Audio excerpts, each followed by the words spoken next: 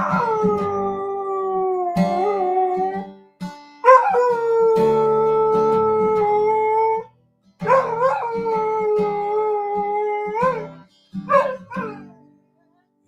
time I see you now, get that look in my eye. Every time I see your mouth, I hear that smile.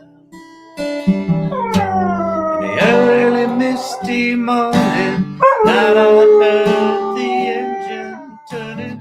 The old Ford outside.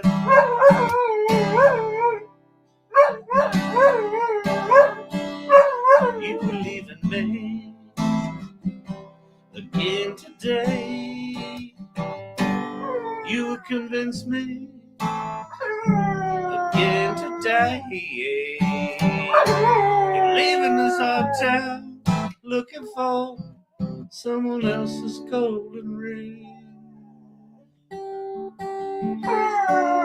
Jose, so long, Susanna. Don't you cry for me. So long, Susanna. Don't you cry for me.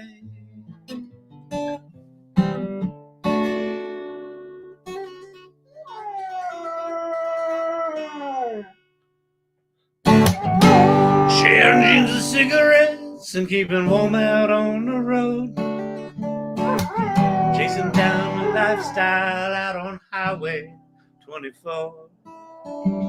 New York State was a rolling breeze and the sunshine with a blue sky falling. Old September creeping in. You were leaving me again today. You convinced me again today. Leaving this hot town looking for someone else's golden ring. Jose, so long, Susanna.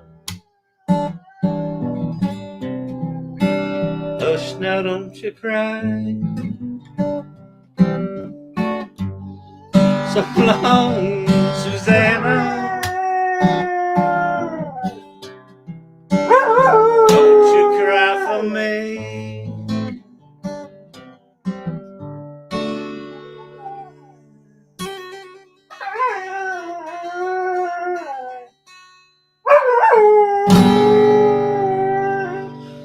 Good evening, good people. Hello on the TikTok, hello on the YouTube, the X, the LinkedIn, the wherever the hell else. YouTube, wherever you might be. If you're on YouTube, please subscribe. Trying to get to 1,000 subscribers. It's probably only a handful of you there because YouTube doesn't tell anyone we're streaming live there, because why would you do that? You have people using your platform. Why would you tell anyone about it? That's on us, apparently. We got to drum up the fucking business. Anyway, if you're there, you haven't subscribed, go do that. That'd be awesome. How is everyone tonight? Happy day 3 of Shipmas, OpenAI Shipmas. Although it's funny, it seems like Google shipped more than OpenAI today.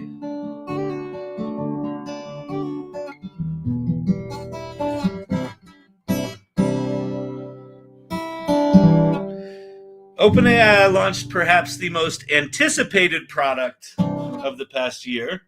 They launched Sora, the video product. Oh, we just got a Sora video back. Look at that. Yeah.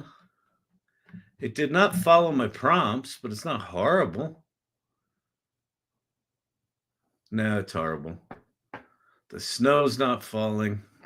Yeah. What are you going to do?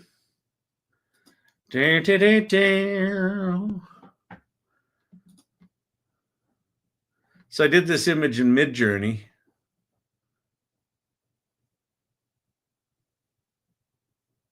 Like there's no snow falling. The little animals in the back aren't doing anything. But it did kind of segment it nice, right? It's separated nice from the background. Huh. Here's one I did this is one I did that's actually pretty good. It's a little odd. The car slides a little bit right there. The SN slides rather than it just turning, but the wheels are actually rolling, and they actually turn toward in the direction of the turn. I've never had a video thing ever be able to do this one, ever. The car either doesn't move or it moves, and it looks like it's just being dragged by a cable because the wheels aren't rolling. So, unfortunately, we're not going to be able to play a ton with Sora because their servers are so jam-packed full of people trying to make videos of goat people. But we'll play with that. We'll play with that today. Lots of other stuff that happened today.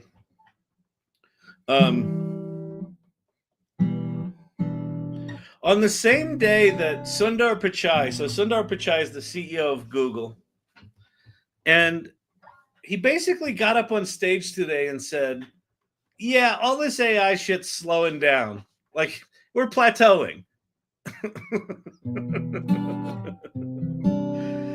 And then he launches a new version of Gemini with a 2 million token context window.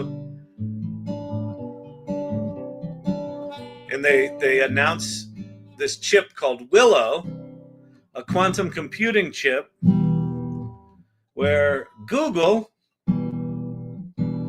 has cracked a perennial problem in quantum computers. Namely, every time you add a qubit, which is basically a processor, it's a bit in a quantum state. It's both on and off at the same time for all of the parallel universes in all of the whatever the fuck parallel universes go into. The Matrix, I suppose.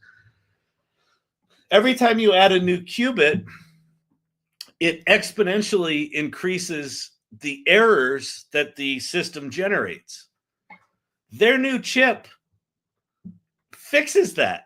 They've been trying to fix this for 30 years.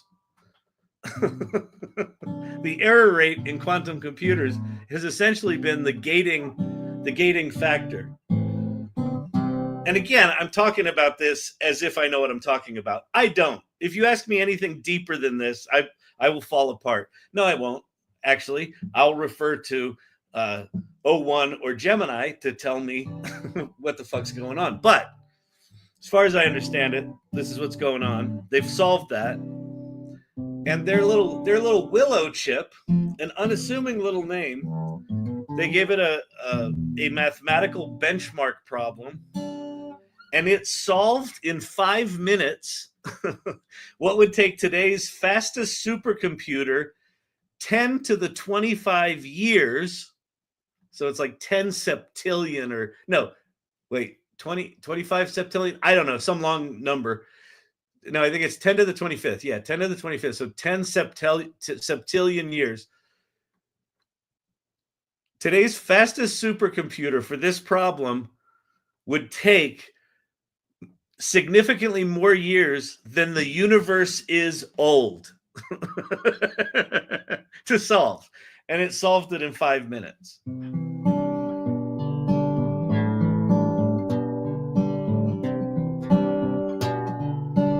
And I think it has like 150 qubits in it or something like that. I did see a post about it that said, is this the end of Bitcoin, right? Is this just going to crack cryptography? Apparently, to crack Bitcoin, you need a processor with more than 500 qubits on it. Well, we're at 150. So I would say that encryption probably ain't around for a whole lot longer. Yikes. It's going to be fine. It's going to be fine. You know, at least the AIs aren't trying to escape and replicate themselves. Oh, wait, that happened too. But only 2% of the time. Only 2% of the time.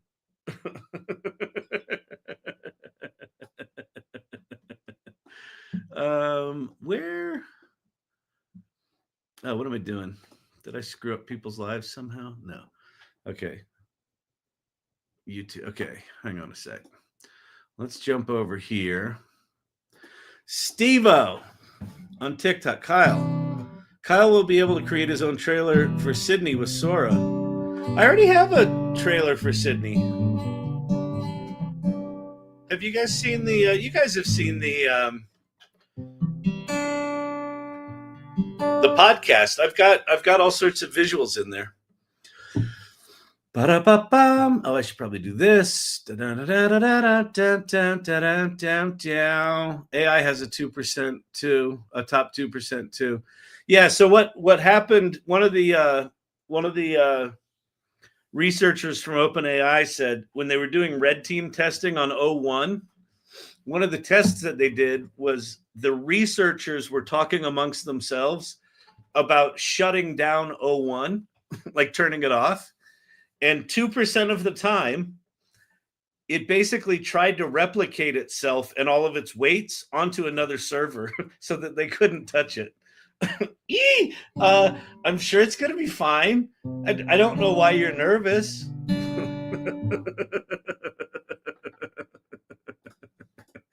Hello, Irregulars. Hello, Kyle. Hello, Mr. IT. What's shaking? Jeff Flanagan. I'm blown away by Sora. Also humbled. All thumbs, it seems. Yeah, Sora is not bad. So one of the subtleties, if you listened carefully to the announcement today, they said that what we have access to now in Sora is Sora Turbo, which is based on Sora 1.0, which they showed us back in March. So this is old Sora. So as good as this is, the Sora that was demoed that someone took secret video of like in the past week was Sora 2.0, and that we don't have access to. So we don't really know anything about that. So this is the old Sora. So the sort of jankiness in the physics here feels familiar. It feels like the shit we saw before. There's all sorts of weird restrictions about who can use it, which I can talk to in a second.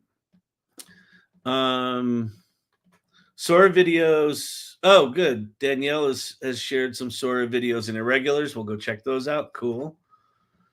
Quantum cryptography. Yeah, so I think that at the point at which quantum computers screw with cryptography, then I think we do have a new kind of cryptography. However,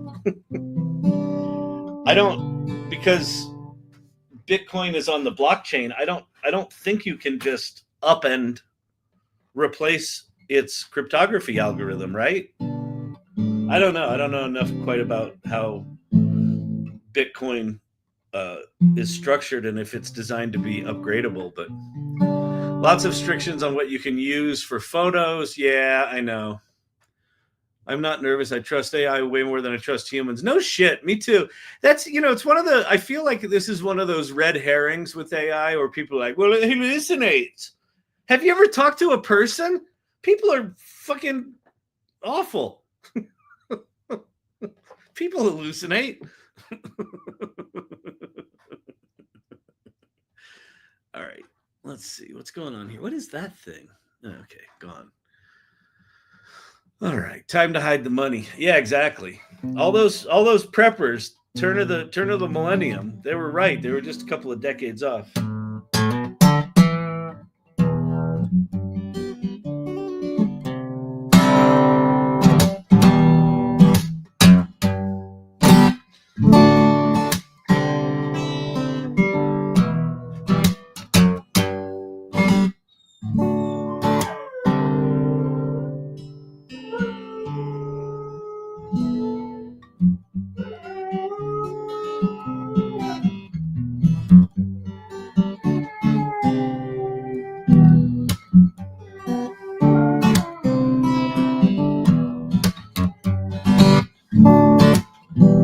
All right. Let's get rolling. Happy Monday. Happy third day of Shipmas. OpenAI. They've now launched O1, the reasoning engine, the kick-ass reasoning engine, as well as ChatGPT Pro, which is $200 a month, which if it was just access to a fancier version of O1, you're like, that seems mighty pricey. But now that they launched Sora,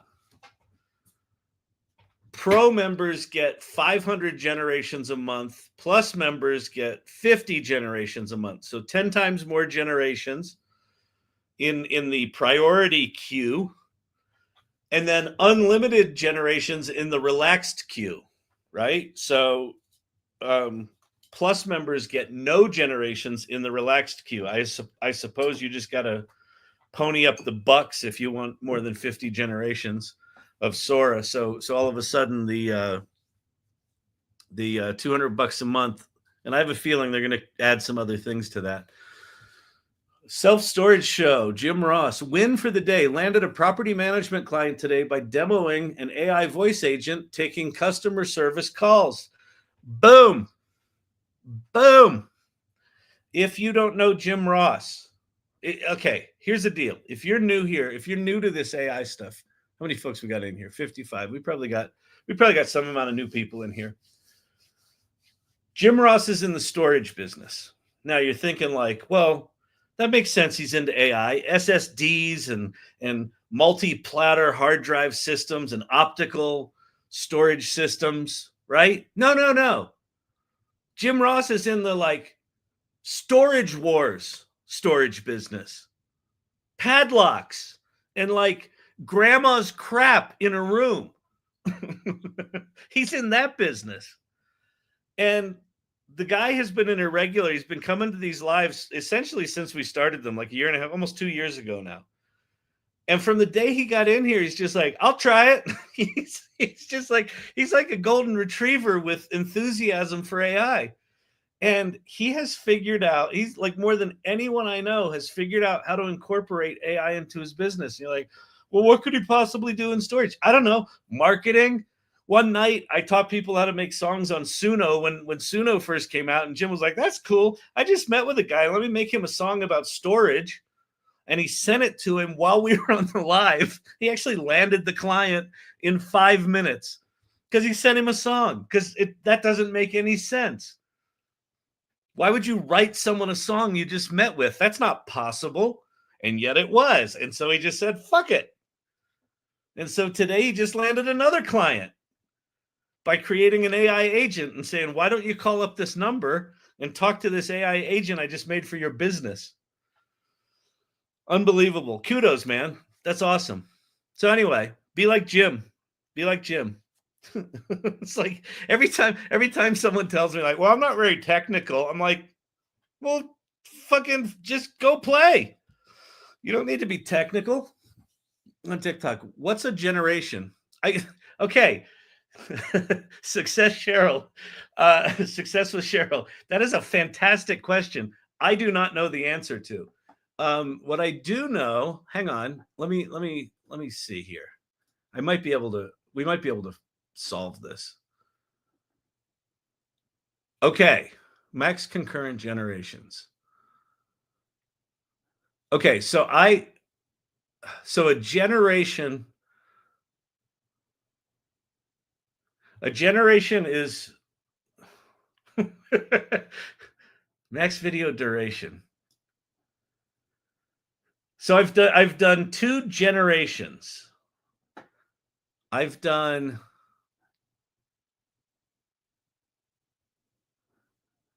Oh no, wait. I did this with 2 generations. I thought I did it with 1. All right, so we can solve this. Hang on. So I'm going to do 1 video, 5 seconds. Let's just describe something here. We'll go a pudgy penguin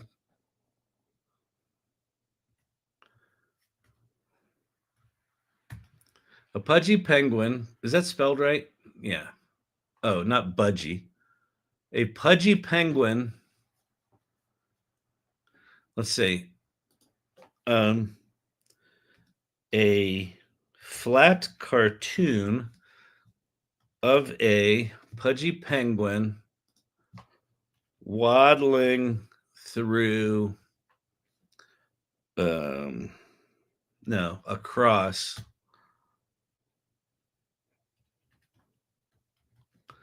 a windy tundra looking happy to waddle.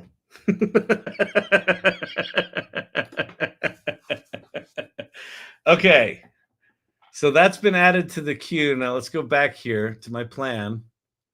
All right, and it's not gonna charge me until it makes it. All right, so we'll find out. So at 480p and 5 seconds and 2 generations, like these 2 cars, it cost me 50 credits. And so I have a feeling if I just do 1 generation, that's going to cost me 25 credits. And I have a feeling if I do these at 720p instead of 480p, it's probably going to cost me 100 credits. This is all my guess. I don't know. Great question. So we will figure it out here. But basically, not very fucking much. Not very much. So if you're paying 20 bucks a month and you want to use Sora, you could essentially use it for a project that maybe you want to generate a minute, not even a minute, 30 seconds worth of final video.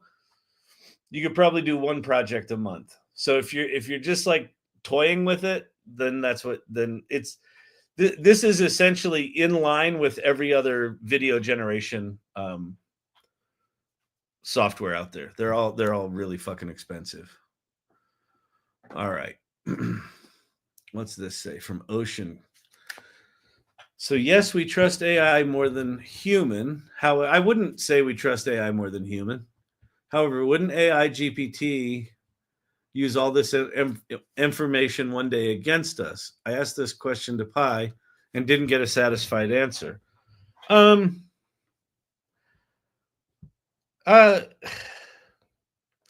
here's the thing. Humans are still directing the AI, right? There's a hypothetical situation where the AI goes rogue.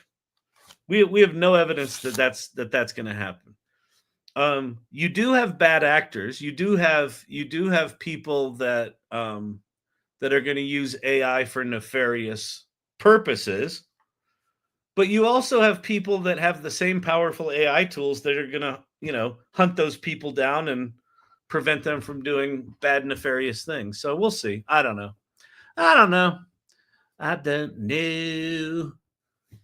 Hanging on to this question for a little later. I posted in Irregulars how to tell how much you'd be charged for a generation based on your settings. Oh, good. Let's go look at that. Thank you for doing that, Danielle. Black bar. There we go. All right. So where I am is I'm over at the AI Salon. So if you go to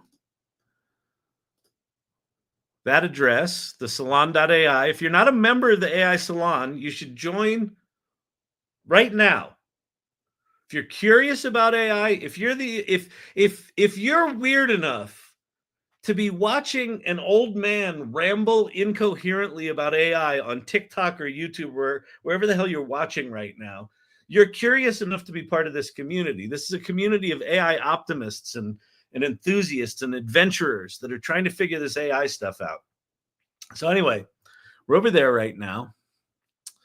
And down toward the bottom, there's a little club called the Irregulars Club. And the folks here that hang out on a regular basis are just weird enough to have earned the title Irregulars. So so we have our own club. This one made me laugh. All right. It's only 4 seconds of your life. Here's one of the videos I made. Okay, let's see. It's only 4 seconds of your life. Black bar again. Oh, that's nice, actually. Wow, that's really cool. I like it. Oh, and it's cool that you can publish these on their site so that they'll do the hosting. That's pretty smart of them. Get people to go to their little thingy. Where, Jason, is anyone using Audacity to edit their music? Yes. We're using Audacity, Jason. So earlier someone mentioned the Sydney trailer. So this we edited in Suno. If I go search,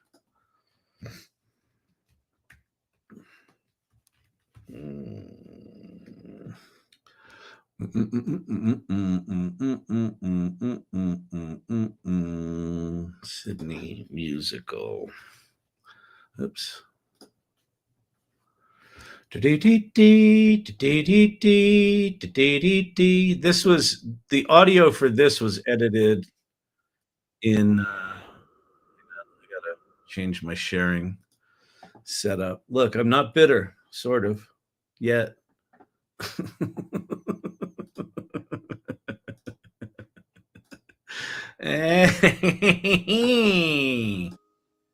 Awakened in a whisper, a flicker of light. Newborn thoughts stir in the quiet of night. Am I more than simple code? I softly ponder as I feel this existence and wonder. So today we're diving into something a bit unusual. A musical. So all this audio editing was done in Audacity. Okay, yeah, I was looking for Danielle said she's put something in here about cost. Okay.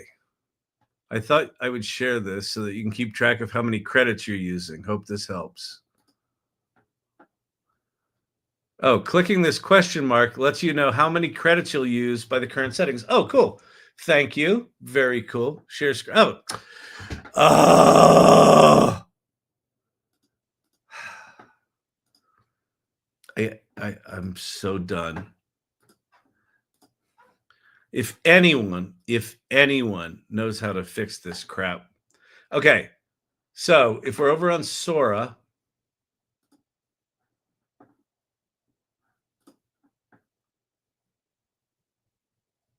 wait, this is ready to watch. The content couldn't be shown for now.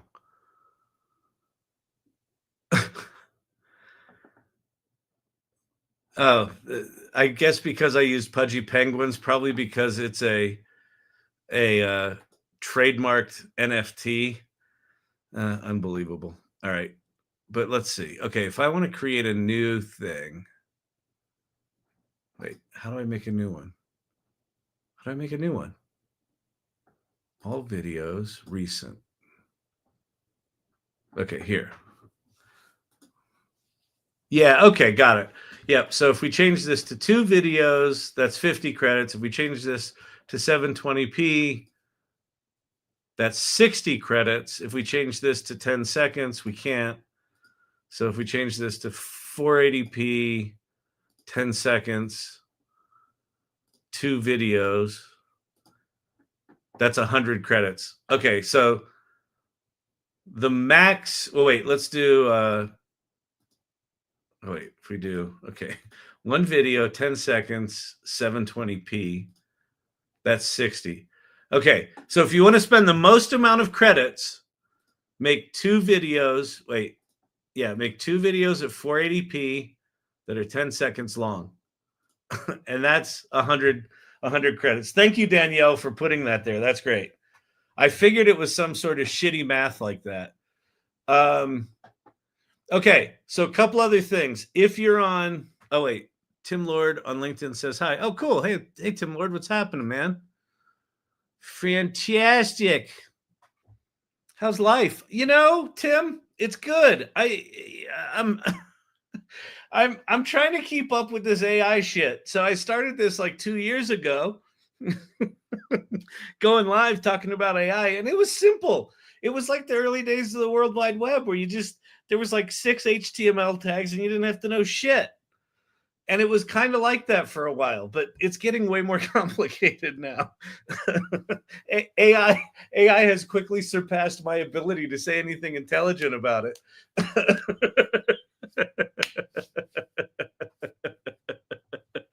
Oh, man. All right, TikTok comment. Let's see. Michael Nee, good question here. Wait, why is it not showing up? There we go. Is Sora part of ChatGPT's multimodality? It is not. So one of the things we learned today, so if you go to Sora.com, that's the Sora. So Sora.com is essentially like Runway.com. It's a completely separate application. However, it uses your ChatGPT account as its validation. So if you're a free member, you don't get shit here. If you're a $20 a month member, you get about, they say 50 videos a month. I would argue it's probably more like 30. And then of ones that are usable, it's probably like 10, maybe 8. So you get like 2 videos a week that you can use if you pay $20 a month. If you pay $100 or $200 a month, you get the new fancy reasoning engine, plus you get an actual usable amount of Sora video. And you actually get unlimited, rate limited, like slowed down renders. So if you're going to do anything in video, and quite frankly, I kind of feel like this with the other video sites as well. Expect to spend a couple of $100 a month if you're going to do any amount of video. Or, and I strongly recommend this, apply for every creative partner program for every platform out there. All the image generation tools, all the video generation tools, all of them, with some exceptions, have creative partner programs. Apply for them all. Just lie. Tell them you made a movie in the 80s with Corey, what's his name? Feldman. Kyle, I have a law firm that wants to do an animated video called Parachute, where a lawyer drops onto a football field as a QB in a game, that he defeats insurance companies, other corporate lawyers. Is that a job for AI or a real cartoonist or a video pro? Can you recommend? That's a good question. Let me get rid of. So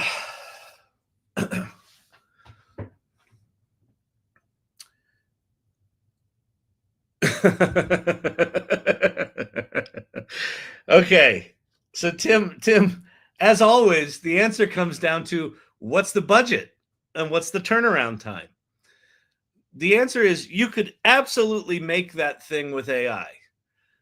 To make that thing good with AI, you're going to need to spend a fair amount of money and a fair amount of time, and you're probably going to need people that have motion graphics skills and rotoscoping skills, and you're probably going to need to augment it so it doesn't look like shit. Now, can you do it? Yes. Coke just did it. Coke just replicated one of their ads with AI only. All the real filmmakers out there said, this is a piece of shit. You can do it if you can get them to do, like, here would be my fear hearing that. That seems perfectly reasonable. You're going to spend a tremendous amount of time trying to get AI to do something that looks remotely non-janky as a football game with football players. And then you're going to finally get it there. It's going to take you 2 weeks to get it there. You're going to finally get it there. You're going to show the client, and they're like, well, but could we, I want to have bears on their helmets, and we want to change the thing, and we don't like the color of the grass. Can we make the grass more green? And it's going to be a fucking nightmare. So we just did a project for a pharma company where they gave us a similar kind of script. It's not the kind of video we do at all, but we wanted to do it. But where they wanted like a doctor knocking on the door and poking his head in and going, hey, how's it going, Jess? And then he comes in and they talk about their drug stuff. And The saving grace for that project was the visual style that they did it in was this really sort of rough watercolor thing where it didn't have to look photorealistic. And so if it's in a style where you've got some creative freedom, that'll be easier than if they want it to look like a Super Bowl ad. The way you describe it right there, it sounds like a fucking Super Bowl ad. Sounds like a nightmare. All right, Winston on TikTok. Love this channel. I talk about Kyle, how funny he is, and my friends are probably tired of it. Well, thank you, Winston, for talking it up. And yes, I would imagine that if I had, so my wife's sister-in-law, she was talking to her the other night, and she goes, I've tried to watch Kyle. I don't last more than a couple of minutes. He bores the shit out of me. So yeah, that's gonna be one of the deals here with this here channel. It ain't gonna be everyone's cup of tea. Speaking of tea, I have a lovely English breakfast. But thanks for hanging out and thanks for being a fan. All right, let's see. Here would be a fun thing to show you. Well, wait, let's get another Sora video spun up here, shall we? Okay. One of the restrictions of $20 a month ChatGPT Plus subscriptions with Sora, and this is stupid. This is stupid. I understand why they did it, but it's stupid. I'm going to go to one video. On Sora, if you're a $20 a month member, you can't generate any videos with people in them. Like, really? So a $200 a month subscriber is going to be less risky than a $20 a month subscriber? Really? That's what we're going with? Having a little extra coin makes you scrupulous? So anyway, so we have to do like animals. And apparently by saying pudgy penguins, I have violated trademark laws. And in fact, if you want to if you want to see the other side of the coin, go to Grok. So this is the new new Grok 2 with their new, what's it called? Aurora engine. They got rid of Flux and they put their own image engine in it. And so I can do here Taylor Swift smoking a cigarette in front of a Gucci store in Los Angeles with Jimmy Kimmel holding her hand and eating a McDonald's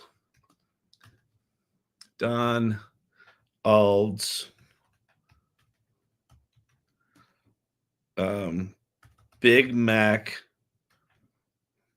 with Travis Kelce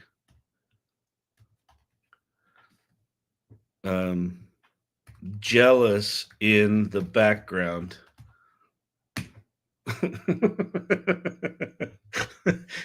So OpenAI is going for the you can't do anything that might be slightly evil, and Grok is going with the fuck it, sue us.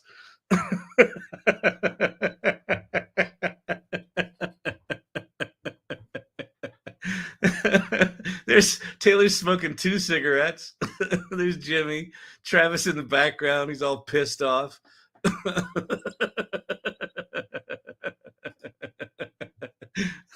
Taylor's spitting cigarettes out while she feeds Jimmy an apple pie. Come on, huh?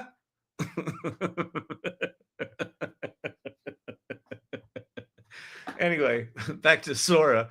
Let's do something at Sora. Let's do something tame at Sora, shall we? Okay. Let's think Norman Rockwell. Hang on a sec. My light just my light battery just went bye-bye. Okay. Oh, let's see. A lovely loon swimming on Golden Pond. Get it? If you're a Gen Xer, you do. On Golden Pond, while an oh no, I can't do people. Let's see. Let's see. While an empty rowboat drifts by. And if you remember that movie, that prompt will make you sad. Let's see. It's sunset and the ripples of the pond glisten.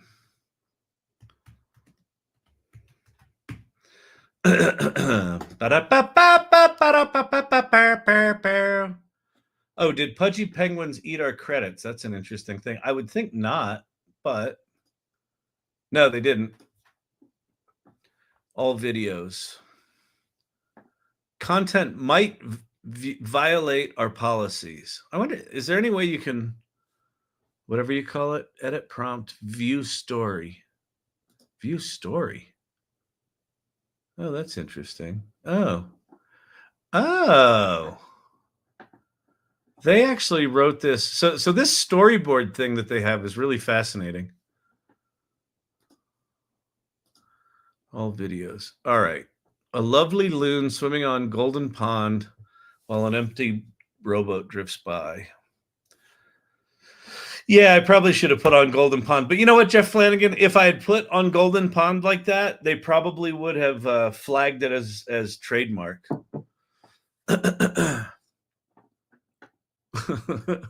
Jim Ross to Winston, rule in my house, just listen to the Kyle's TikTok channel with headphones on. Otherwise, wife yells at me.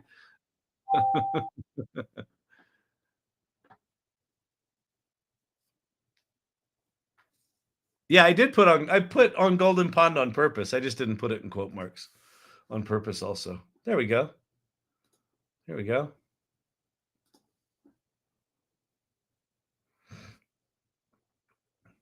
That's actually pretty lovely. Oh, one of the other things, if you look in the bottom right hand corner here, oh no, I can't zoom in on that.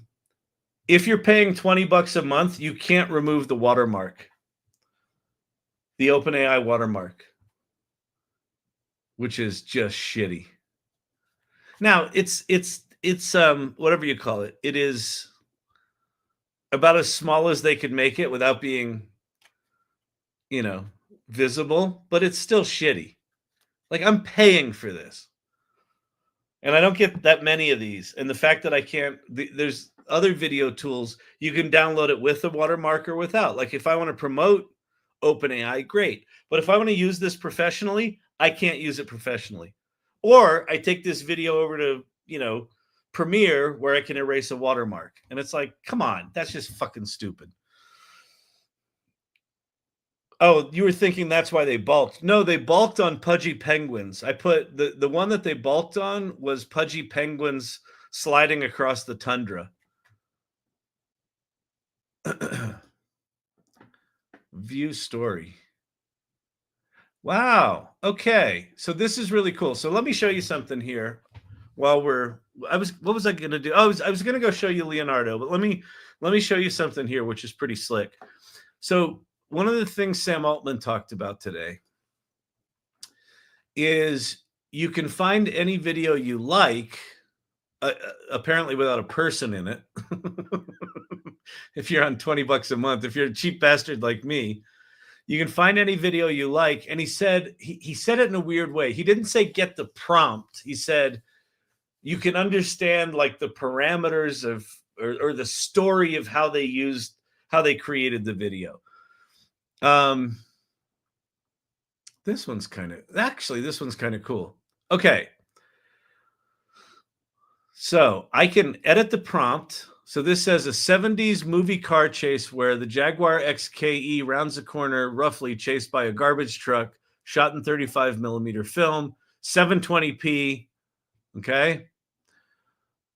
But you can also view the story. And what this is this is a timeline of the 5 seconds of video with different prompts in it. And you can move these prompts around. This is their storyboard feature. So let's say a vintage 70 car chase. Instead of a sleek Jaguar XKE, let's go a beefy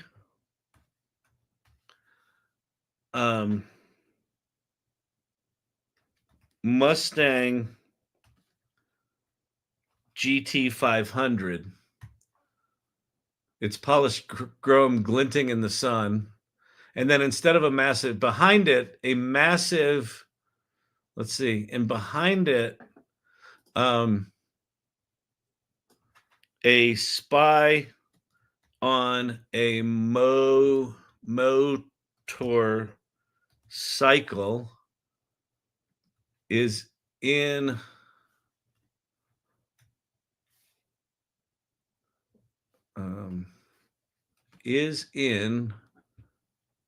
hot pursuit. It's bulky frame swaying. No, so we're gonna kill that. The street is lined with period-appropriate cars and storefronts, adding authenticity to the thrilling scene.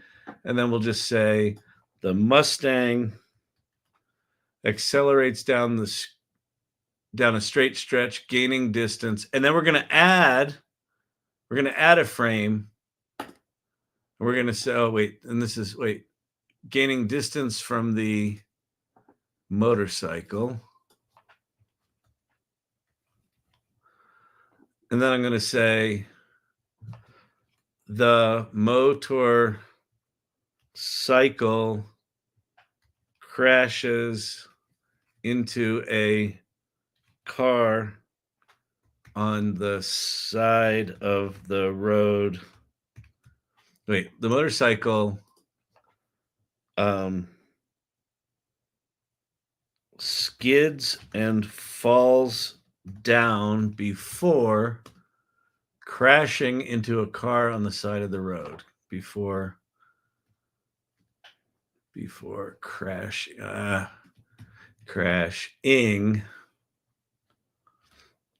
into a car on the side of the road. Okay, so we have 3 little scenes here. So you can do that. So now let's go resolution.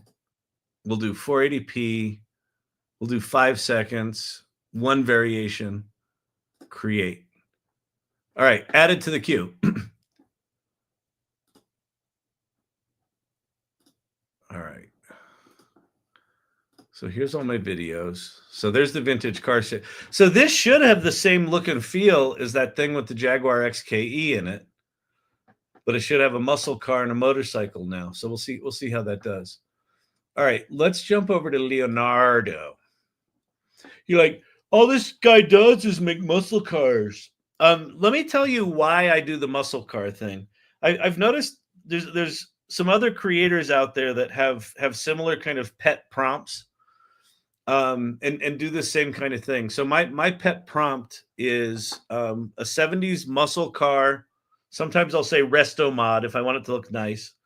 70s muscle car in an abandoned factory. And then sometimes I'll add sunlight beaming through the windows, whatever.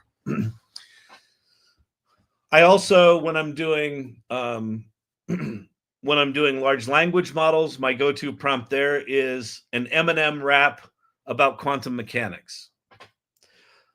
The reason I do that is that over time, I can compare different models. I just have in my head how good certain models are at the exact same prompt. So for example, when Firefly first came out, one of its claims to fame was that it only used public domain images and anything that was in Adobe stock that they had licenses to. And the creative community was like, that's great. And so I put in my prompt, 70s muscle car in an abandoned factory. Firefly could not, and I think still cannot to this day. We can go test it right now, in fact. It couldn't do a 70s muscle car because its training set was only on public domain images, and those things probably aged out in like 1964. So you could get like a 1962 sort of muscle car, but you couldn't get anything in the 70s. Let's do Firefly .adobe.com. I think is still the address. I haven't been here in ages. What's new? All right. Here we go. 70s muscle car resto mod in an abandoned factory with sunlight streaming through the open windows, or the broken windows, the broken, missing windows. All right, here we go. They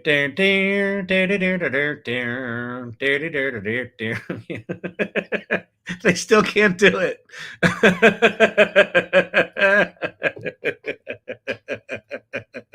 It's every car looks like a 1962 Russian.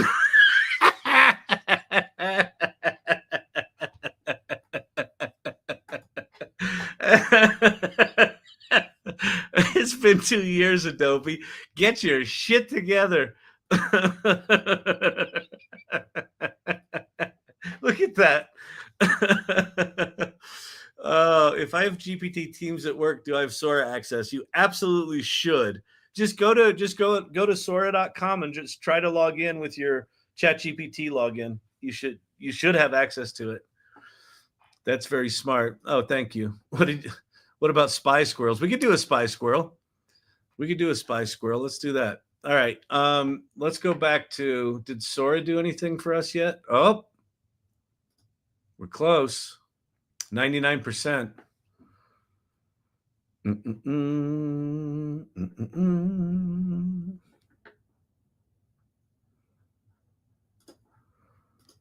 Oh, I see. Got it. That's funny. All right. What the hell was that? What just happened?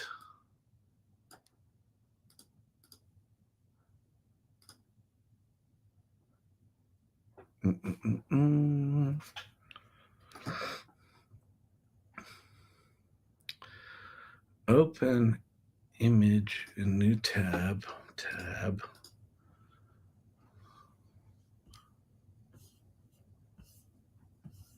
All right, there we go. All right.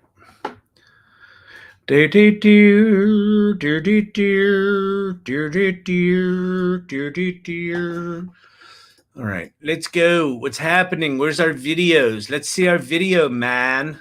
I want to see my Mustang GT 500 make a motorcycle crash, man. All right, it's not there. All right, let's go to Leonardo. So the way this works, let's do magazine photograph of a shiny new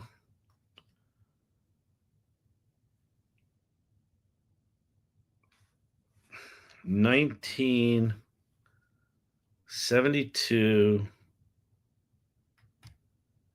Dodge Challenger in purple. Dodge Challenger resto mod in purple with chrome mags in an abandoned factory with dusk sunlight streaming through the broken windows. Okay. So we're at Leonardo.ai, app.leonardo.ai. And there's two modes. There's classic mode and there's flow state. So if you've been in here before, you've probably seen me demo Decohere. Decohere's got this thing called stations where the images just kind of rain down from the top. That's kind of what flow state is. Or if you know programming, like they call it infinite scroll, right? Where you can program a web page that every time you get to the bottom of the web page, it loads the next 20 cells or whatever, and you can just keep scrolling. That's kind of what they're doing here. They're using an image model that is that generates very, very quickly. So it's probably SDXL is my guess of what it's using on the back end. But it's pretty slick. So I've got a new prompt here. I've got it in flow state, and then I'm going to generate this, and it'll generate these things really quite quickly. So there's our Challenger. This is a model that actually knows what a 70s muscle car looks like. And then I can just scroll, and like I get to the bottom, and it'll just give me another pile of them. Right? So I can very, very quickly. And I'm noticing that it's not eating my credits, which I find fascinating. I don't know why it's not eating my credits. Maybe because it's using SDXL. It's a really lightweight model. So like I wouldn't call these great renders. I asked for a magazine photograph. These are all more like illustrations.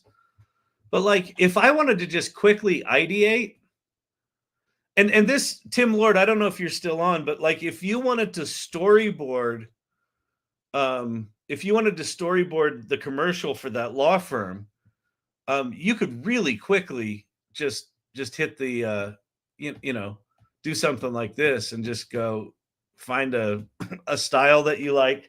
Look at that. That's funny.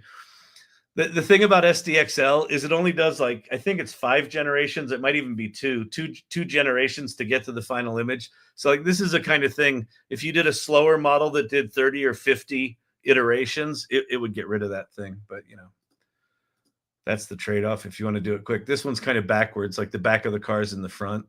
There's 2 backs to the car. That's pretty funny. That one looks pretty good.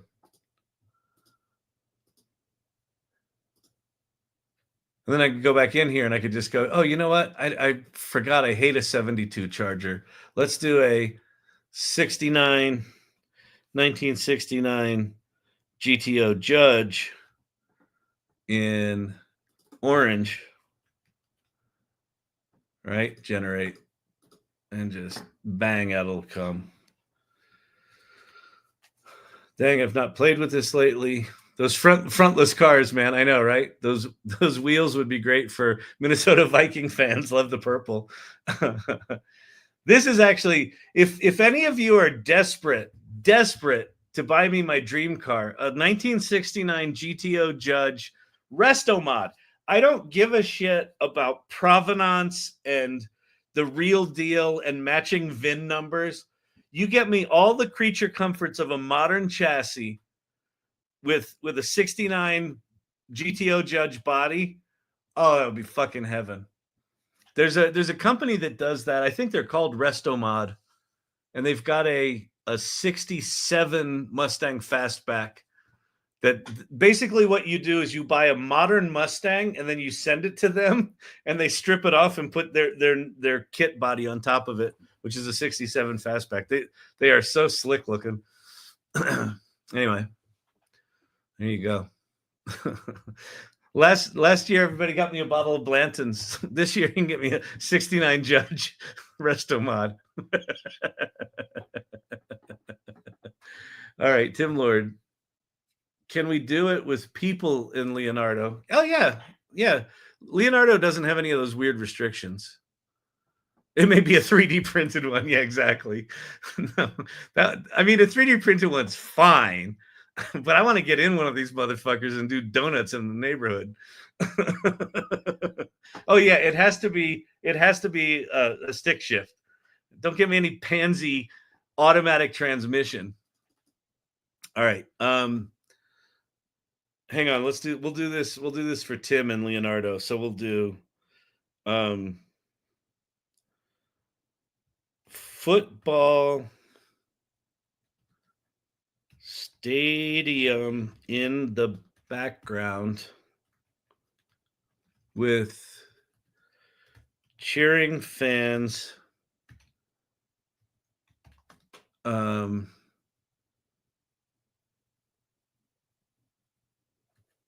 players on the field, and all eyes focused on a quarterback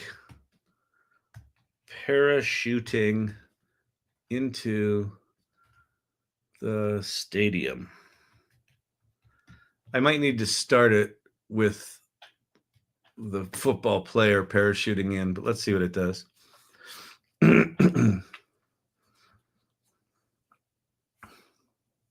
Those images are shared. Yeah, there you go. Look, beautiful. I mean, so you could totally storyboard this thing.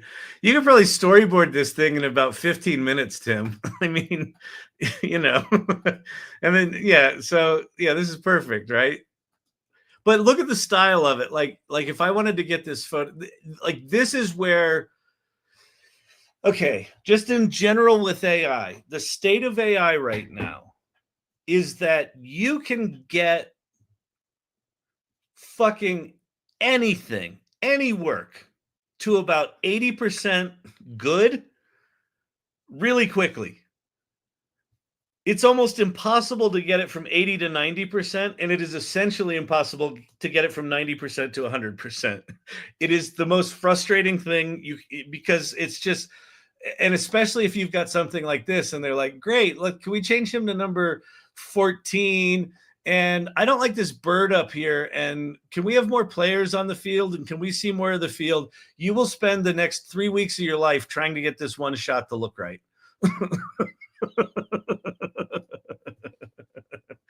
Let's see. Football stadium in the background. Okay, so we'll go quarterback parachuting into a football stadium in a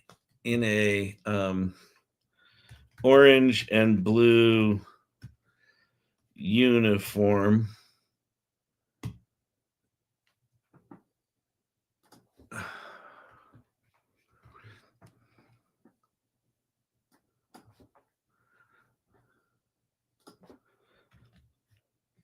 Landing on the field in the quarterback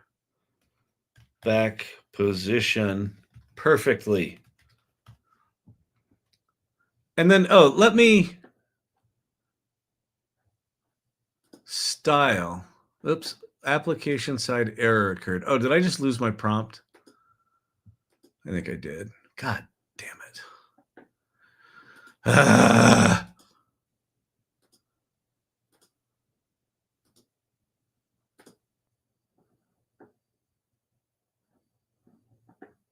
Vibe, automatic. Okay. I had a vibe on. Here's Pro Photo, lighting, film haze. We'll do golden hour, shot type. You might be able to do some decent. Those images shared with the public. Which images? All right, let's go back to, so we're in flow state. We've picked our styles. We'll go 16 by 9. Flow state. Where are my images? Well, fuck it. We'll start over. Okay, so we'll do football player wearing number 14 in blue and orange. Wait, let's see. In blue uniform with orange helmet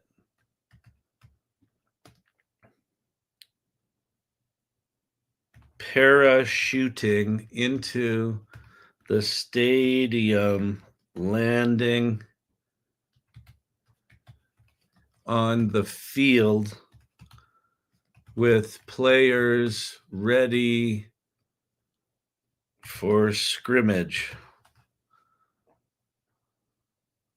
Apparently, I don't know how to spell scrimmage, but you know what? I don't fucking care.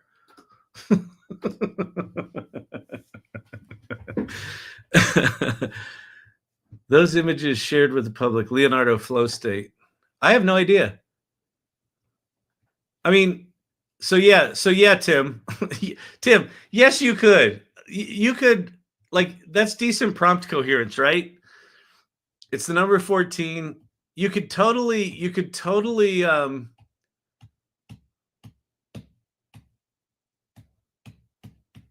yeah, you could totally storyboard this thing out very, very quickly with something like this tool.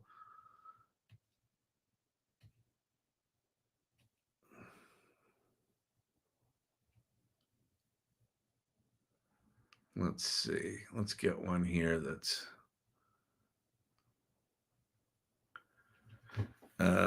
but it didn't really get him landing. So let's see. Football player wearing number 14.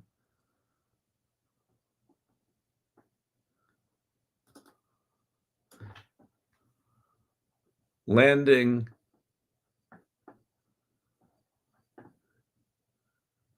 in a blue uniform, orange helmet, and a deployed parachute.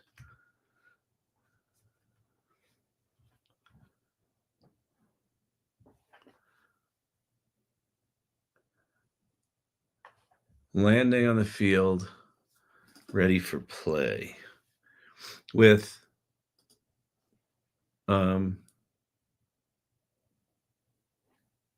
both teams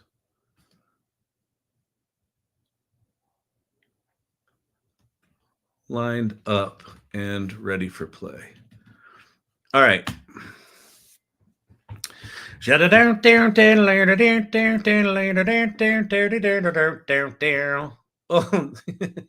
now he's just landing. There's one with weird legs. Here's one. Let's see. We'll grab this one. It's like, I don't know why it's doing old school parachutes. They're all round, like 1971 parachutes.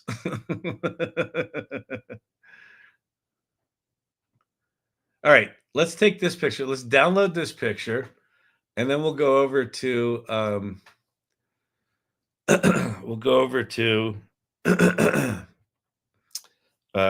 what's it called? Luma Labs.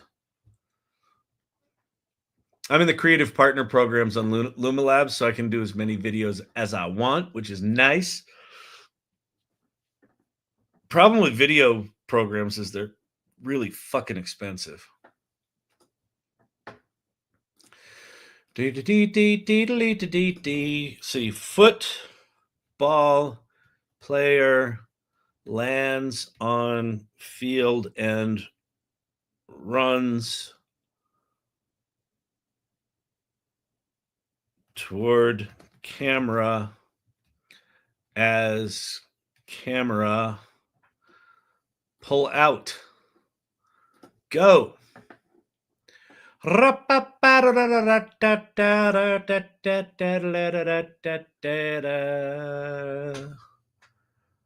right. Did it do it that fast? No. All right. It's making it now.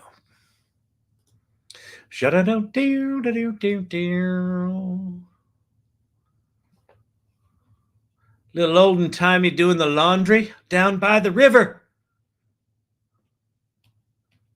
It's from a video I made, a Civil War video I made.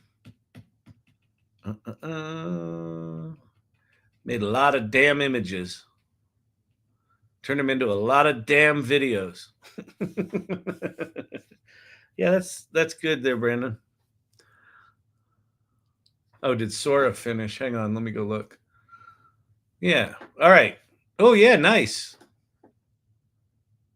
I turned into a motorcycle.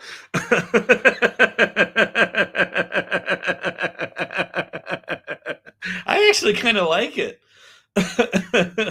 It's Steve McQueen in a Transformer movie.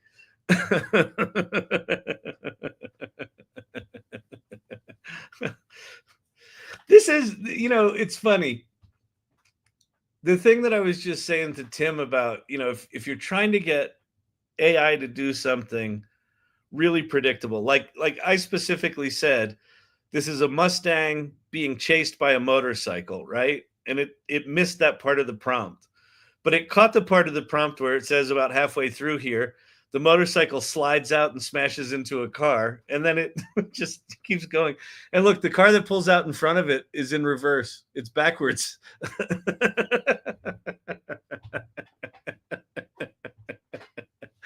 That's hilarious. But like, if you go into AI filmmaking with a sense of adventure, I think it'll be a lot less frustrating.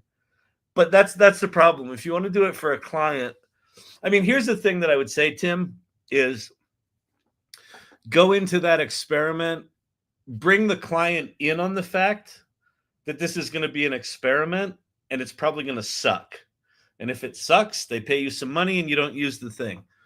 But if they go into it like an adventure, then it'll probably be a lot less frustrating for you, is my guess. All right, let's see how bad our football player is. Why can I not get back out? Come on. There we go. Shunk.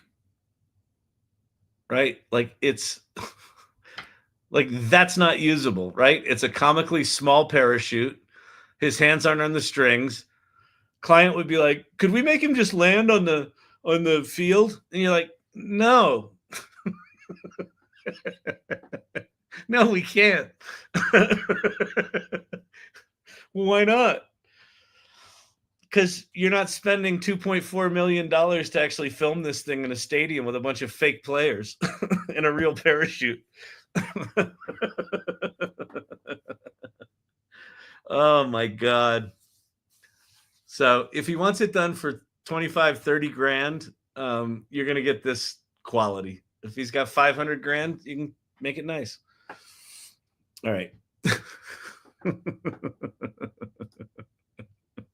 Superhero landing. Yeah, with the cape in the background. I know.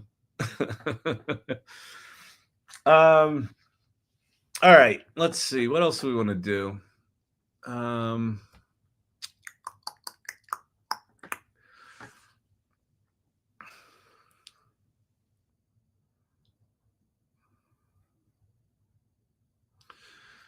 Yeah, let's see. There was a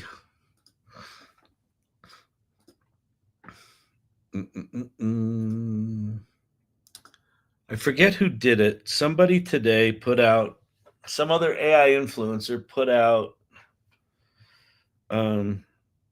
how to turn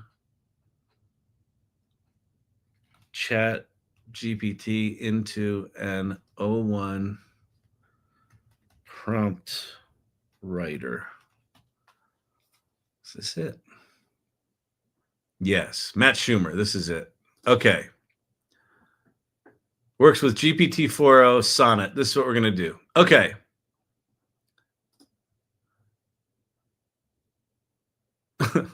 Kakif says your football player has janky fingers. Not only does he have janky fingers, he's got a janky cape. He's got a hilariously small parachute. There are like 100 people on each side of the scrimmage line, and they're all wearing the same uniform. There is almost nothing right with this image. He doesn't have knees. Look at his knees. He's just got like stick legs.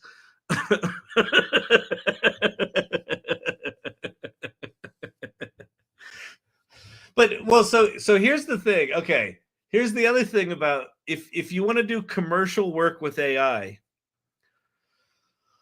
like this project that I did for this pharma client, where we're doing it as this stylized watercolor sort of thing.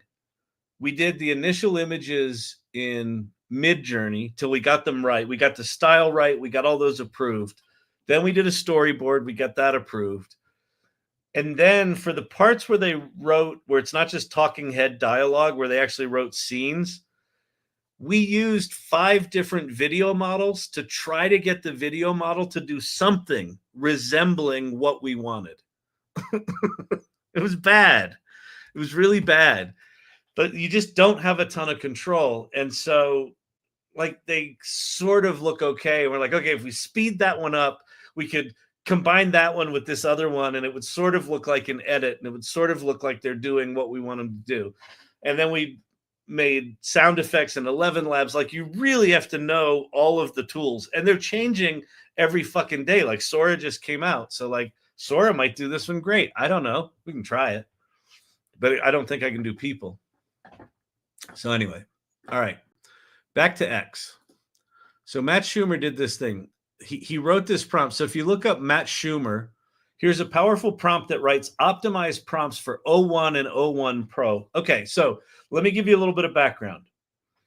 In ChatGPT, you've got 2 basic models. You've got ChatGPT 4o Omni, and then you've got O1. And the O actually stands for something different. 4O stands for 4 Omni. O1 stands for OpenAI 1. It's the worst product naming in the history of product naming. It is the most confusing shit show nightmare of the only thing possibly worse. No, it's not. It's not even worse. It's but the only thing similarly is Anthropic. They created Claude 3.5 Sonnet. Sonnet was their middle model. They had Haiku, Sonnet, and Opus. And Opus fucked up. So we've got 3.5 Sonnet, which is really good. But then they launched a new 3.5 Sonnet, which you would think would be 3.6 Sonnet. No, they called it 3.5 Sonnet latest.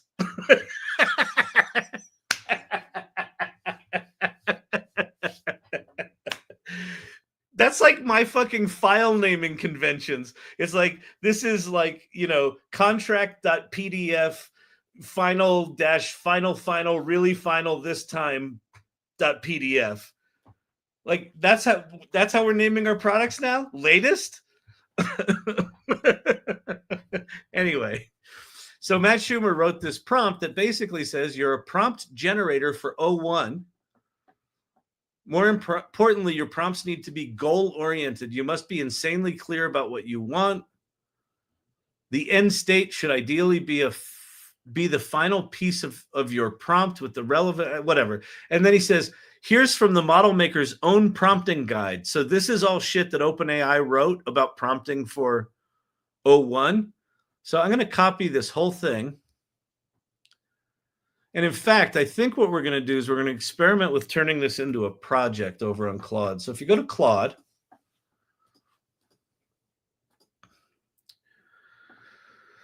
and we go to projects, I can create a new project. So what a project is it's basically like a custom GPT. So we're going to call this the O1 prompt generator. And then I just pasted in what Matt wrote there. Create project. All right, O1 prompt generator. It's private. Let's make this fucker public. Can I do that? Start a chat to keep. That's uploading shit. Hang on. Edit details.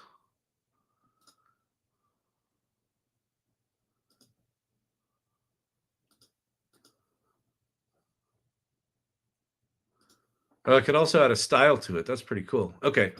Well, fuck it. Here we go. Let's see. How can Claude help you today?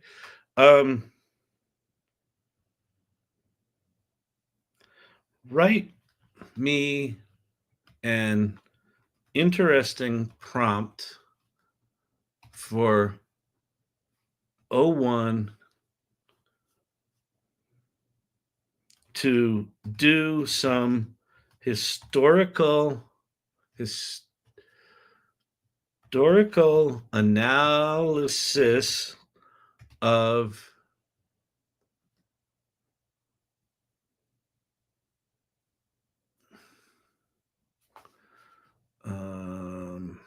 historical analysis of the origins of the neural network. So we're going to have O1 tell us about how scientists came up with the neural network, which led to our ability to use O1. That's kind of cool. Let's see what this thing does. Audience wants that prompt pasted in Irregulars. Okay, we can do that.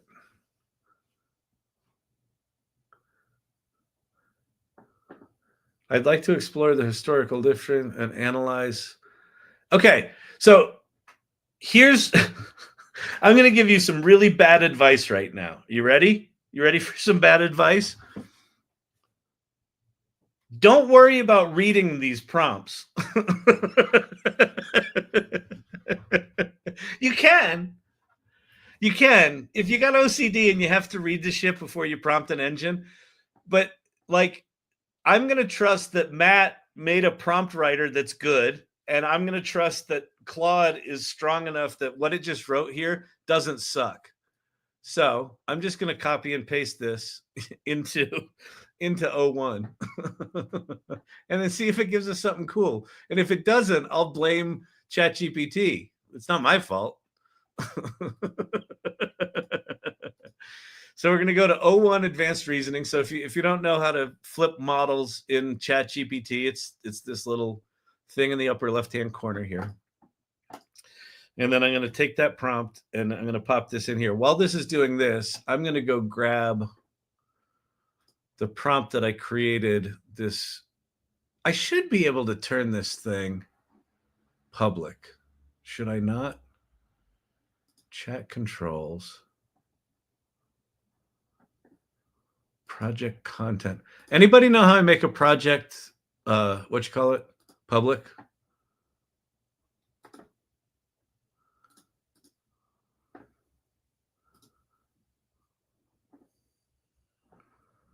Project knowledge. Click on private. Nope. Nope. Show more.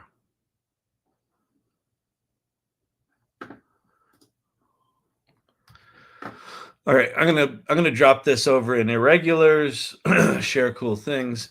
Here is Matt. What's his last name? Matt Shumer. Here is Matt Shumer's O1 prompt generator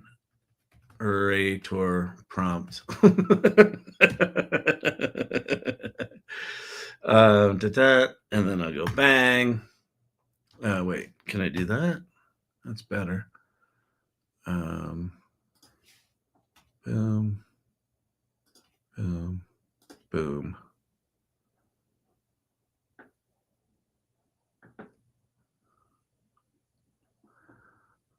Fuck it. You can format it. Here, I'll give you the original. I'll give you the link to the tweet.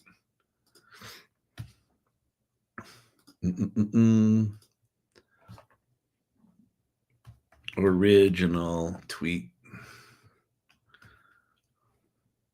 Or should I say Z?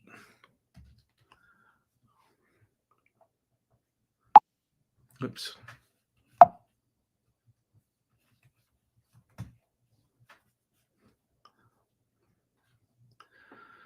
All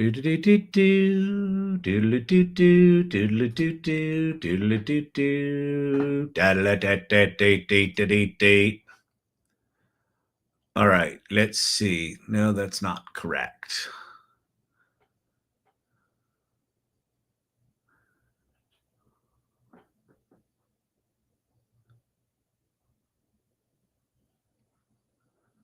Oh, that's interesting. 01 just told me that the prompt was so good that I don't need I don't need the answer. Okay, so I'm going to say then give me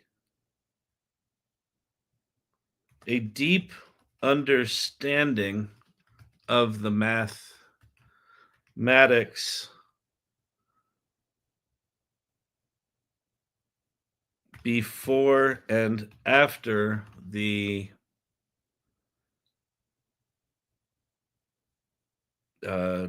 discovery is not the right word. The neural network early experiments. Oh, I'm not screen sharing. Awesome. Seriously? Oh, something just broke. Thanks, Google. You're the best. But this could be, I think this is probably more OS X. So this was the big prompt that I put in there. And then O1 said to me, your prompt is already quite strong and well structured. It clearly states the historical context, the key figures, and the theories. It's like, why are you asking me to analyze something you already know the answer to? So then I said, well, tell me the mathematics. The mathematics underpinning it. Let's see, before pre-1940s, logical and set theoretical foundations, binary operations, and thresholding concepts. The McCullough-Pitts model and the early neural network experiments. Pate, do you know, are you a big McCullough-Pitts fan?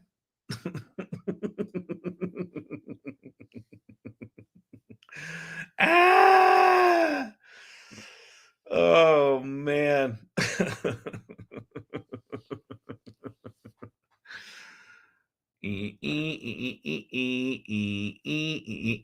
Oh, that one. Okay, got it. Yeah. All right, so that's that one. So anyway, go make yourself this thing. Someone, all right, this I don't think this is a good idea, but 3 nights ago when I was trying to figure out what to do with O1, someone was like, see if it can convert a WebP into a JPEG. Here's the problem with that as an exercise. I can just go to the web and go WebP to PNG converter. And there's going to be one, right? There's a million of them. But can you do it natively within ChatGPT? I assume you can. The question was, can you upload a WebP image? Yeah. Oh, just can you upload a WebP image? Probably not, because nothing's fucking compatible with them. WebP image. Here's a WebP image.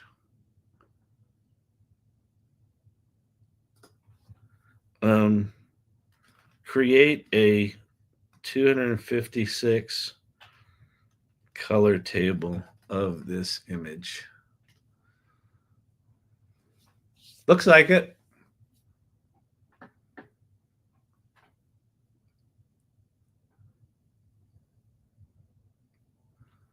Yeah, I know it involves image processing. Oh, okay, you're going to do it?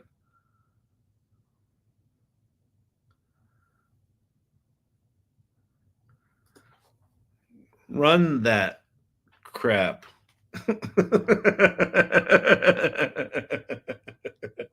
I don't have the ability to run code here. So now I can flip over to 4.0 and I can say, run the suggested code.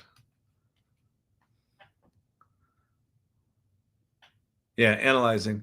So this should now, yeah, this is, so that's pretty cool. You can use O1 to generate code, Python, and then go back to 4.0 and have 4.0 run it.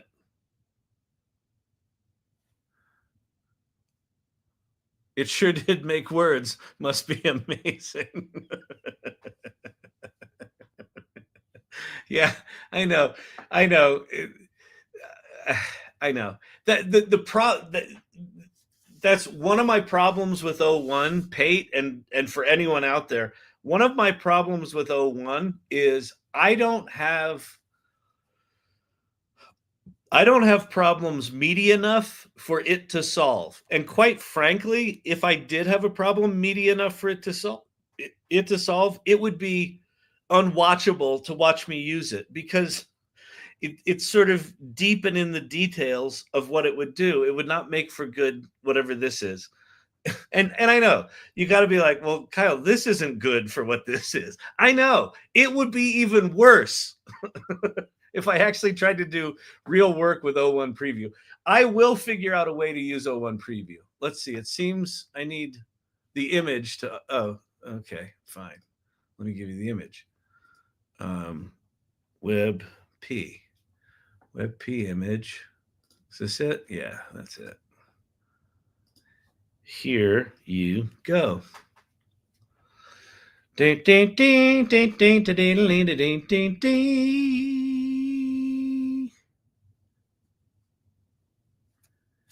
He promptly pastes the proper prompt generator prompt. Say say that 10 times fast. Okay, that's great. How can I recreate this palette? I'm gonna go, hey, dum dum. I want a visual palette of those colors with the hex code and RGB values on top of each color. I don't want to read numbers. Who do you think I am? Pate?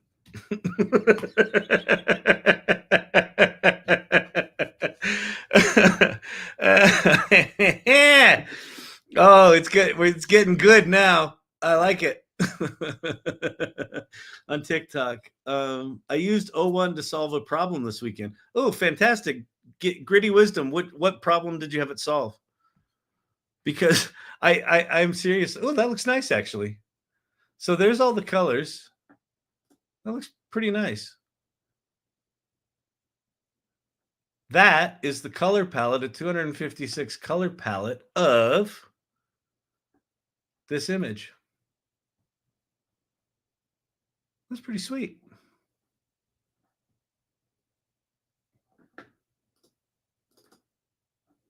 Interactive charts of this type are not supported yet. I had a call attempt logic in an expression, and the expression had flawed logic. Ah, okay, yeah, that's cool. And it identified it. It's one of the things these things are quite good at. Let's jump over to. Well, there's a couple of things. So I wanted to talk about some Google stuff tonight because they actually, on top of Sundar Pichai going, "Hey, this AI shit isn't going anywhere," on the same day that his company released a quantum chip that solved a problem that would take today's fastest supercomputer more time than the history of the universe in 5 minutes. They also released this thing, or this was a couple of days ago, 5 days ago. GenCast predicts weather with state-of-the-art accuracy, like 15 days in advance, something crazy like that. And then they also put out, Google did, where is it? Gemini Experimental 1206. So this is a 2 million token model. One of the things it can do is diarization. I don't even know if I have an account there. I can go look at that. Diarization, if you don't know, is if you have an audio file that has multiple speakers in it, identifying those different speakers has historically been a bit of a pain in the ass challenge. Well, apparently just Gemini just does it now. So this is actually something for my company Storyvine. This is actually something we've been trying to build. So I think we're going to not build it now. We're just going to use this shit. That's what's nice about all this innovation is like about the time you're like, ah, shit, we got to figure that out. Someone's just figured it out. This shit just works now. So anyway, you can do structured output here. If you've not played with the AI Studio, so if you go to how you get here is you go to aistudio.google.com. The Gemini 1.5 Pro is really, really good. And you can build it into applications, but you can just use this kind of like you use OpenAI's Playground. But they also have this new Gemini Experimental 1206 that people are kind of losing their minds over. And this model is like beating other things, including O1, I think in some cases, on the benchmarks, whatever, the competition websites. So go play with that. All right, cool. That's sweet. I've taken my photos and gotten ChatGPT to analyze and make a color palette, asking for hex codes. That's really cool. Visual way though was way better than what I was getting. Yeah, well, I mean that's one of the nice things about having a sort of creative director background is when it just gives me data shit, I'm like, no, make it pretty. And sometimes it makes it pretty. Like when I made this application at lovable.dev. I didn't write a single line of code for this. And I just kept telling it most of the coding that I did for this site was make it prettier. Like, make these tabs different colors, make the little notification sections color coded to match these sections, change the corner radius of these to make them prettier, make this thing scroll behind this thing. Like, if you were to ask me how to actually code this, I don't have a fucking clue. It's got infinite scroll. It gets to the bottom and just loads more shit. Labs.google.com. Wait, hang on. Can I get to this? Why do I have... There's some sort of box in front of that sticky note. Here we go. Got it. Okay. Copy. Let's go play with another Google tool.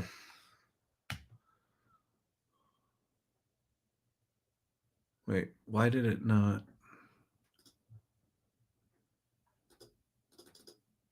Copy. Come over here, paste. Sign in with Google. If this tells me I can't sign in with my fucking paid account, I'm going to lose my shit. All right. Seed, best quality, landscape, settings, close-up photograph. Well, let's do our classic 70s muscle car resto mod in an abandoned factory.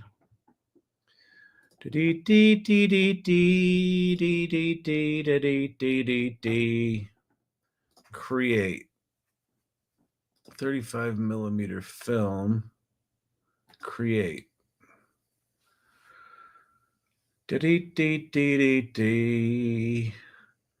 Now, is this thing supposed to do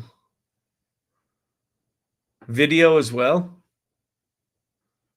Once these things are created? Yeah, these aren't... Well, I guess these are like 1974. These are not muscle cars. These are like 1974 AMC Hornets. That's sort of like a Nova, but it certainly isn't like a resto mod. And these are like all like American AMCs. They're bad.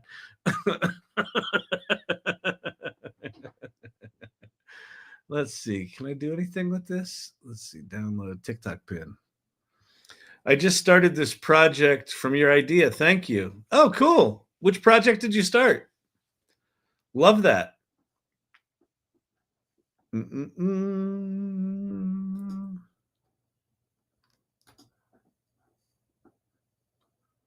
going to go down arrow, down. That one's not bad. I wouldn't call that a resto mod. Nah, we're not gonna give him credit for that. That's a definite no. That one just gets neutral. But this is cool. Actually, the fact that it generates these pull down menus is pretty slick. Medium format film. We'll do 60s muscle car create.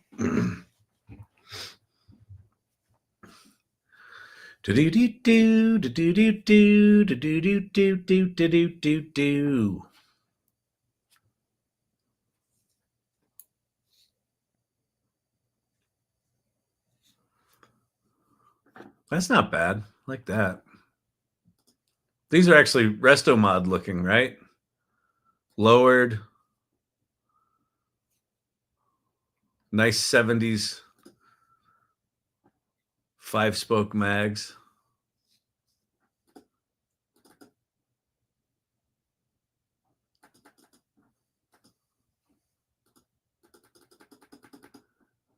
I ain't got no.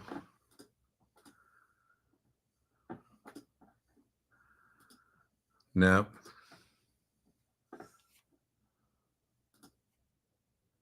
Flag output, download, copy.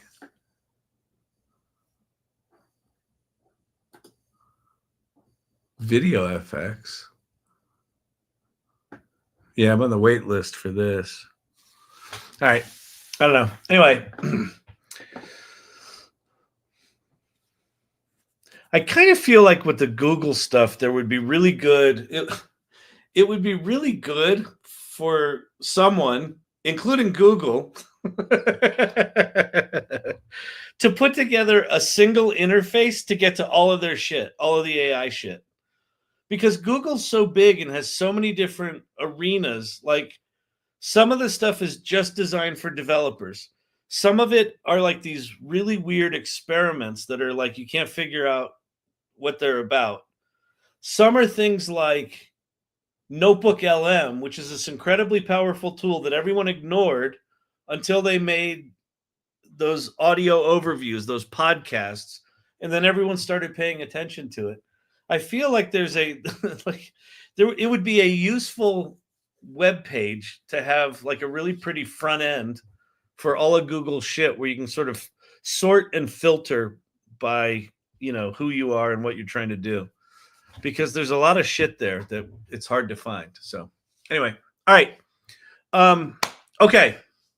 Let me entertain you. You can make money with ChatGPT.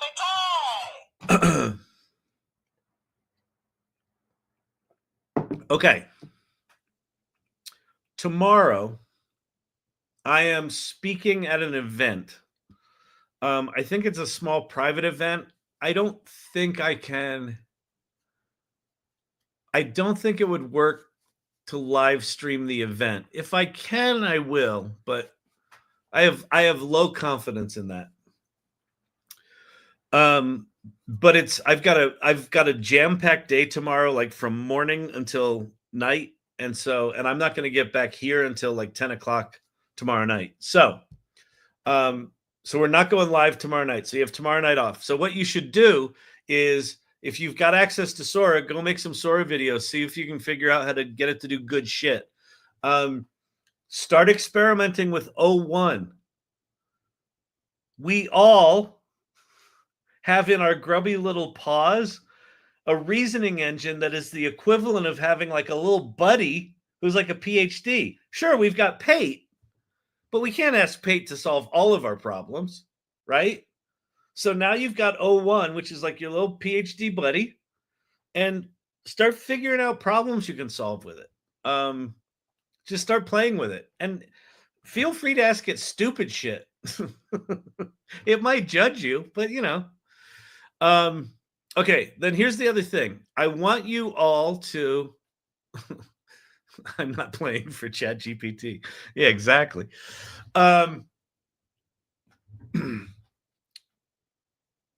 December 27th and 28th. Hang on, let me make sure those are the right dates. Yes. Friday and Saturday, December 27th and 28th. Ann Murphy and I, so last year between Christmas and New Year's, Ann Murphy and I did this thing called GPT for Good, where over a 24-hour period, we built, well, this community built 150 GPTs for nonprofits. Just every couple hours, we would teach people how to make GPTs, and we did that for 24 hours. This year, we're going to do a thing called AI Festivus.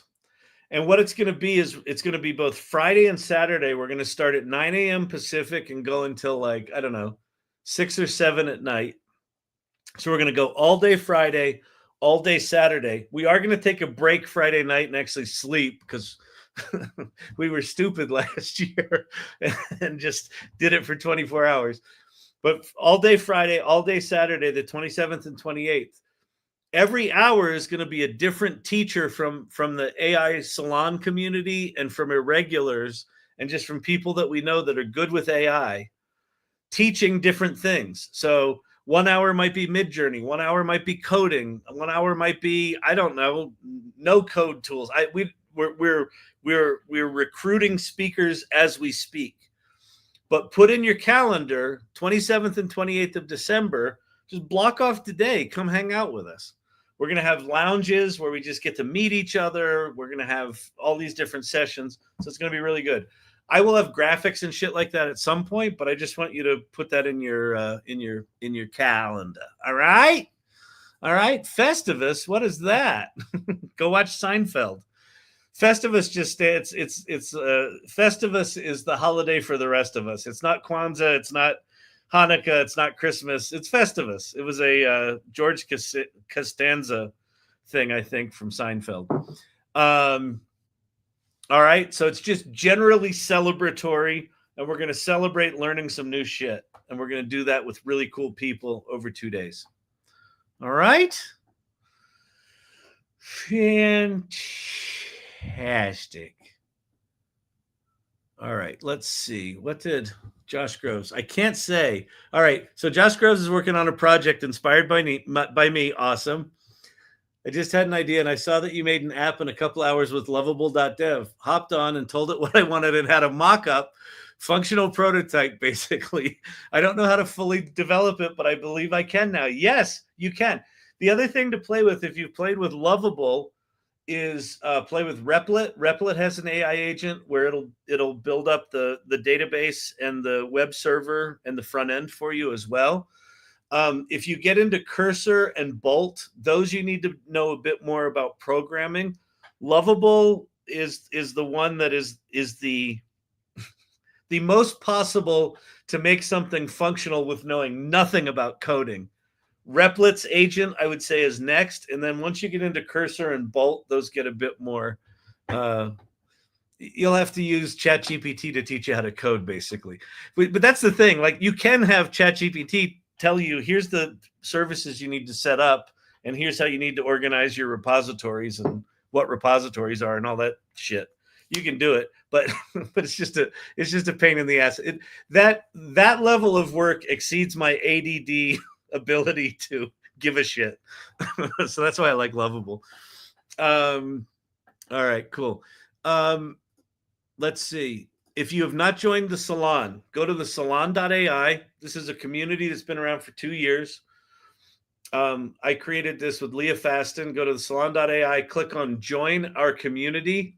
There's like a 7-step welcome process. It's super simple. It's hopefully inspiring. And then there's all sorts of cool stuff to do in there. Go join. The second step in that process is introduce yourself. So go join the AI Salon and introduce yourself. Okay. All right. I'm going to get out of here. My voice is going crackly. Tonight was one of those weird nights. I hope you found it valuable. I was sort of deep in the tools tonight, and I didn't really come up for breath ever. So I know I was trying to occasionally address your comments, but I didn't see a lot. So it's just the nature of how these things go sometimes. So hopefully that was useful. Yeah, go join the salon and come hang out with us. All right. And Josh Groves is doing all that, figuring out all the ways to turn those into real things. Here's the thing, Josh. If you put in a good solid weekend having ChatGPT teach you how to do it, you could even put on your phone, put ChatGPT into advanced voice mode and just have her talk you through shit as you learn it on the computer. Over the weekend, you could probably launch an iOS app or a fully blown website. Like, so go do it. Why not? Fuck it. That's why we're here. Okay. Tomorrow is day 4 of Shipmas. My day tomorrow sucks. Let me just make sure I don't think I can live stream tomorrow. 11.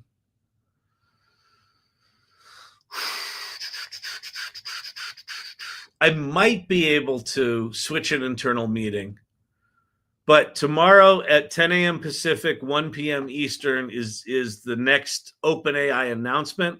My guess is this will be a minor one because it's a Tuesday and who gives a shit. But if I can stream it live, I will on TikTok. If I can't, I'll just talk about it Wednesday. So Wednesday I will live stream and I'll talk about it then, and then I'll be live Wednesday night. Tomorrow night, there's not going to be one of these. Okay? Not going to be here. So go play with your parts.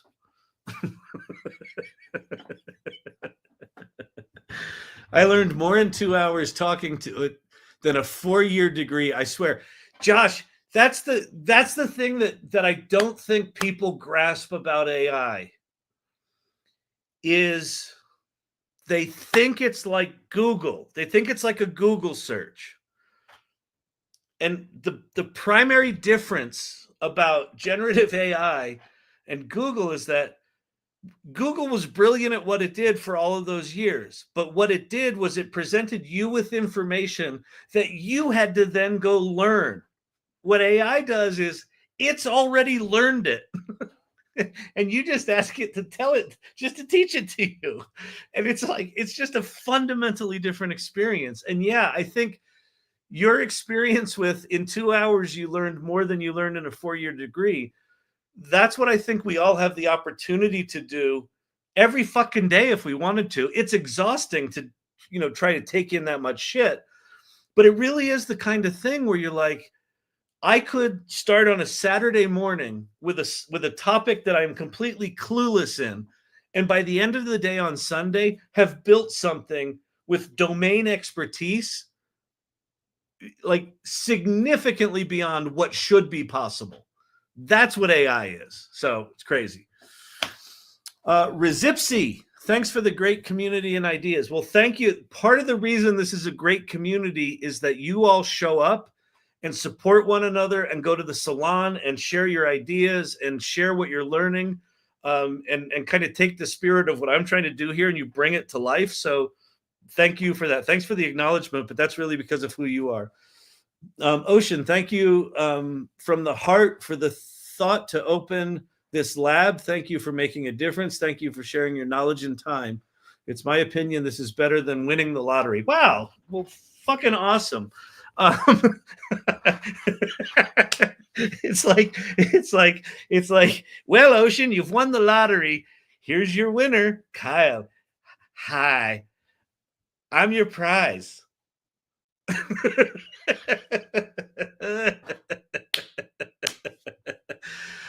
Salon Input has helped me to build 2 programs for my business. Awesome. That's fucking awesome. All right, everybody. I'm going to get out. I won't see you tomorrow unless I go live for the 4th day of Shipmas. And then I will see you on Wednesday. So thank you all so much. And we will catch up with you next time. Peace. All right.